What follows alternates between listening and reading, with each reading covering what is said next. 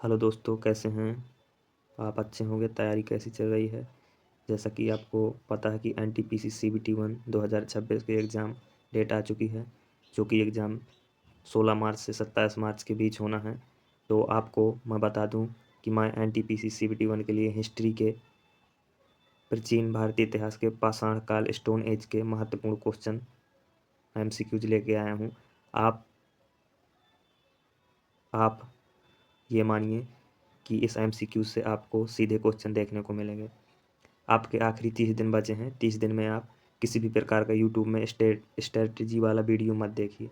30 दिन में आपको कैसे तैयारी करना है, जीके में 40 में से 35 नंबर कैसे लाना है, तो आप बिना कुछ सोचे समझे इस वीडियो से जुड़ जाएं और शुरू से अंत तक वॉच कीजिए। आपको एग्ज़ाम में सीधे क्वेश्चन देखने को मिलेंगे, एक्सपेक्टेड एमसीक्यूज हैं। देखिए भाई, जुड़ जाइए। आपको बार बार बोल रहा हूँ, आपको सीधे एग्ज़ाम में फ़ायदा मिलेगा इस क्लास। हाँ तो दोस्तों, स्टोन एज पाषाण काल को जानने से पहले हम एमसीक्यूज करने से पहले हम पाषाण काल के बारे में कुछ इन्फॉर्मेशन जानेंगे। इतिहास का वर्गीकरण होता है, जैसे इतिहास का वर्गीकरण क्रिश्चियन थॉमसन ने इतिहास को 3 भागों में बांटा है। पाषाण काल, स्टोन एज, कांस्य युग। कांस्य युग हुआ है जब कॉपर के साथ। हाँ तो दोस्तों, क्रिश्चियन थॉमसन ने 3 भागों में बांटा है। पाषाण काल, स्टोन एज, कांस्य युग जब तांबे के साथ अन्य धातु को मिक्स करके कांस्य युग की शुरुआत हुई। फिर लौह युग। 3 भागों में आपसे एग्जाम में पूछेगा एग्जामिनर कि क्रिश्चियन थॉमसन ने स्टोन एज को कितने भागों में बांटा है इतिहास को, तो 3 भागों में बांटा है। समान वर्गीकरण हम पढ़ते हैं। प्रागैतिहासिक काल, आद्य ऐतिहासिक काल, ऐतिहासिक काल। तो प्रागैतिहासिक काल ऐसा काल है जब हमें किसी भी प्रकार का लिखित साक्ष्य नहीं मिला। प्रागैतिहासिक काल वह काल है जिसमें किसी भी प्रकार का लिखित साक्ष्य नहीं मिला, और इसका एग्जाम्पल है पाषाण काल। स्टोन एज प्रागैतिहासिक काल का महत्वपूर्ण एग्जाम्पल है। पाषाण काल और आद्य ऐतिहासिक काल, इसमें हमें साक्ष्य तो मिले, लिखित साक्ष्य मिले, लेकिन इनको पढ़ा नहीं जा सका। इसका एग्जाम्पल है अपना सिंधु घाटी सभ्यता, इसका एग्जाम्पल है। ऐतिहासिक काल वह काल है जब साक्ष्य मिले, लिखित साक्ष्य मिले, उनको पढ़ा गया पूर्ण रूप से। इसकी शुरुआत 620 बीसी से मानी जाती है। हमको सबसे पहले इनकी लिपि की पढ़ने के बारे में जेम्स प्रिंसेस ने जानकारी दी, जो 1837 में जेम्स प्रिंसेस ने इन लिपि को पढ़ा। और कुछ महत्वपूर्ण फैक्ट जानेंगे जो एग्जाम में सीधे आपसे पूछे जाते हैं। अलेक्जेंडर कनिंघम को भारतीय पुरातत्व विज्ञान का जनक कहा जाता है। इन्होंने 1861 में पुरातत्व सर्वेक्षण का गठन किया था। और भारतीय प्रागैतिहासिक काल का जनक रॉबर्ट ब्रूस को कहा जाता है। सीधे एग्जाम में पूछेगा आपसे कि प्रागैतिहासिक काल का जनक किसे कहा जाता है, भारतीय प्रागैतिहासिक काल का जनक किसे कहा जाता है। तो ऑप्शन में रॉबर्ट ब्रूस पुट होगा, तो उसको आप टिक कर सकते हैं।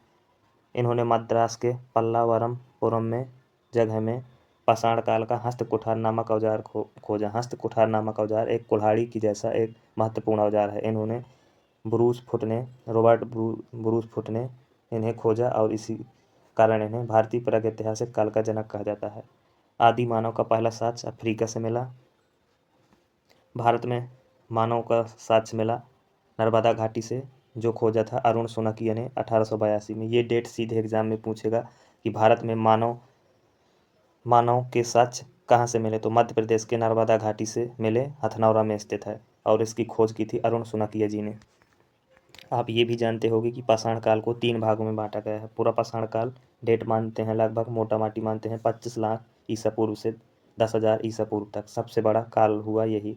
मध्य पाषाण काल, फिर नव पाषाण काल। इनकी डेट याद रखने की आपको ज़रूरत नहीं है, एक बार एसएससी में पूछा था मध्य पाषाण काल की डेट। तो पूरा पाषाण काल को भी 3 भाग में बांटा है, जिनमें पूरा पाषाण काल, मध्य पूरा पाषाण काल, उच्च पूरा पाषाण काल। इनको मैं डिटेल में एक्सप्लेन करने का टाइम नहीं है, एग्जाम में बहुत ही जल्दी आपके हैं, इसलिए मैं एमसीक्यूज करूँगा। थोड़ा थोड़ा इनके बारे में जान लेते हैं। इनको 3 भागों में बांटा है, याद रख कर लेना। अब जानेंगे हम पूरा पाषाण काल के महत्वपूर्ण स्थल। इनके नाम याद रख लेना, और इनकी लोकेशन पूछा जाता है एग्जाम में, बार बार पूछता है। जैसे कि सोहन घाटी जो पंजाब में स्थित है, बेलन घाटी उत्तर प्रदेश में है, सिंगी तालाब व डेडवाना राजस्थान, हुंसागी कर्नाटक, ये बहुत ही महत्वपूर्ण है, हुंसागी कर्नाटक में स्थित है। लोहंत नाला यूपी, नर्मदा घाटी मध्य प्रदेश, पाटने बोरी खुर्द महाराष्ट्र, मद्रास घाटी ये निम्न पुरापाषाण काल के स्थल हैं। और मध्य पुरापाषाण काल के स्थल नेवासा महाराष्ट्र, बुंकरा वेस्ट बंगाल, भीमबेटका डिडवाना और बूढ़ा पुष्कर राजस्थान, हिरण घाटी गुजरात, अतिरम्ब कप्पम तमिलनाडु, ये याद रख लेना। और मैं आपको बता दूं उच्च पुरापाषाण के कुछ महत्वपूर्ण स्थल नाम याद रख लेना। चकमक पत्थर का उपयोग हुआ करता था उच्च पुरापाषाण काल में, आधुनिक मानव का उदय यहीं से होता है। पाटने महाराष्ट्र में स्थित है, शुतुरमुर्ग के अंडे का साक्ष्य यहीं से मिला। लोहंत नाला यूपी, भीमबेटका एमपी, हौरा कुर्नूल और मुच्छटला आंध्र प्रदेश, नागार्जुन कोंडा आंध्र प्रदेश, इसमपुर कर्नाटक। इसमपुर आपके लिए महत्वपूर्ण हो जाता है, ये भी पुरापाषाण काल का एक महत्वपूर्ण स्थल है। इसमपुर में पत्थर के औजार निर्माण का कार्य होता था, ये पत्थर की फैक्ट्री कहलाती थी।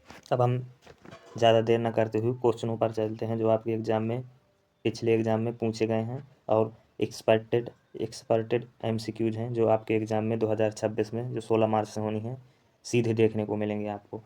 तो पहला क्वेश्चन है, निम्नलिखित में से किस धातु का सर्वप्रथम प्रयोग मानव ने किया था?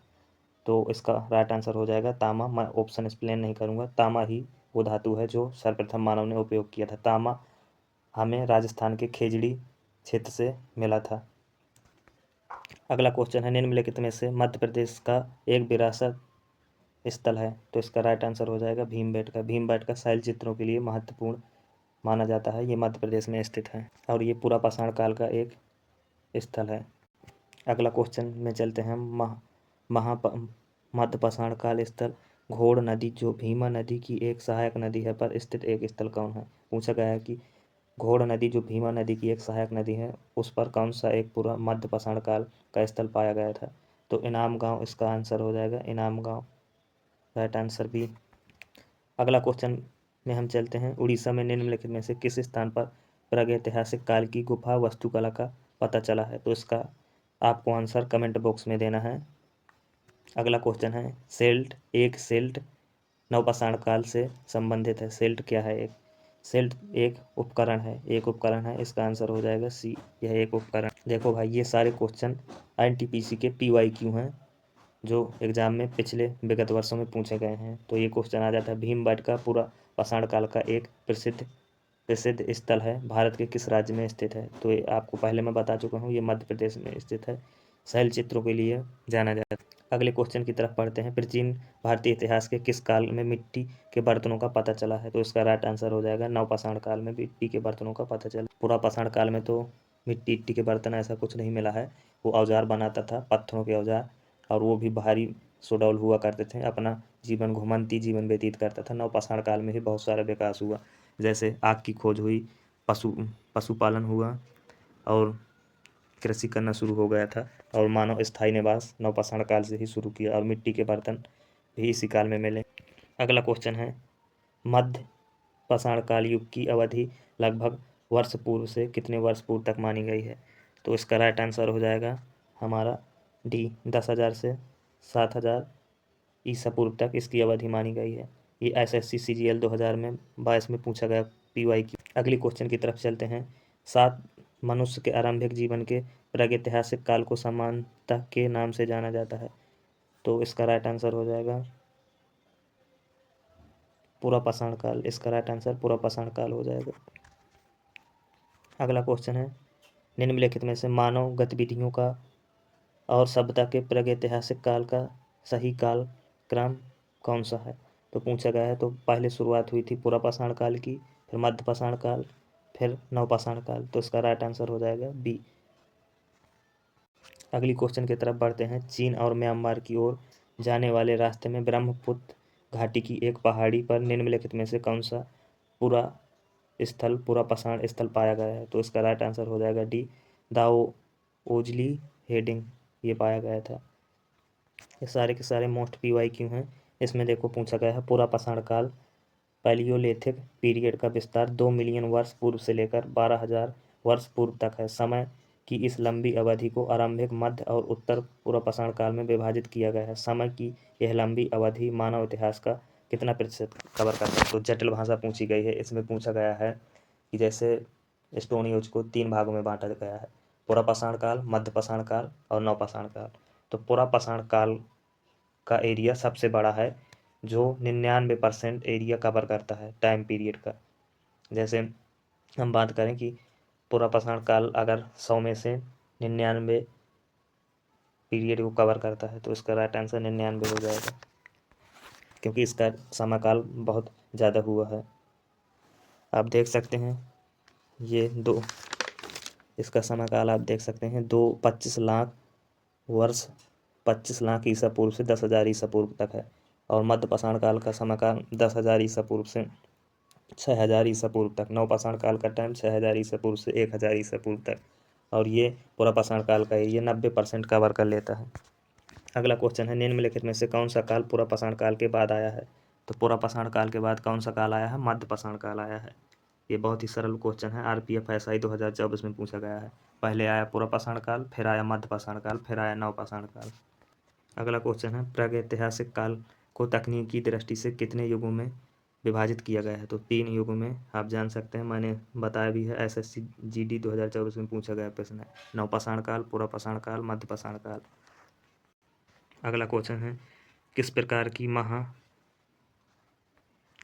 की महापाषाण संरचना कब्र स्मारक में प्राप्त कब्र के चारों ओर पत्थर के टुकड़ों को गोलाकार आकृति में स्थापित किया गया है? तो इसका राइट आंसर आपको कमेंट बॉक्स में देना है। अगला क्वेश्चन है, निम्नलिखित में से कौन सा स्थल भली भांति ताम्रपाषाण कालीन स्थल के रूप में जाना जाता है? तो कायथा इसका राइट आंसर हो जाएगा। अगला क्वेश्चन है, निम्नलिखित में से कौन सा भारत में पुरातात्विक महत्व का एक पूरा पाषाण काल स्थल है? तो इसका राइट आंसर हो जाएगा होसंगी। ये कर्नाटक में स्थित है। ये NTPC में पूछा गया क्वेश्चन है। अगला क्वेश्चन है, नवपाषाण कालीन स्थल कुपागल किस राज्य में स्थित है? तो कुपागल ये आपका कर्नाटक में स्थित है, इसको याद कर लेना। निम्नलिखित में से किस युग के दौरान भारत में शुतुरमुर्ग पाए गए थे? तो शुतुरमुर्ग का साक्ष्य हमें पूरा पाषाण काल में ही देखने को मिले थे। और इसी तरह ये आपकी MCQ की सीरीज पूरी होती है। पहली सीरीज है, और मैं 30 दिन 30 लगातार सीरीज दूंगा, जो इतिहास की 10 सीरीज होंगी, भूगोल की 10 होंगी और हिस्ट्री की 10 सीरीज होंगी, जिसमें आपके मोस्ट इंपॉर्टेंट टॉपिक कवर किए जाएंगे। तो कैसा लगा वीडियो, लाइक करें और चैनल को सब्सक्राइब करें। वीडियो अपने फ्रेंडों को भी शेयर कर दिया करें, ताकि उनकी भी मदद हो जाए और एग्ज़ाम में अपना अच्छा स्कोर कर पाए। चलो आज के लिए इतना ही।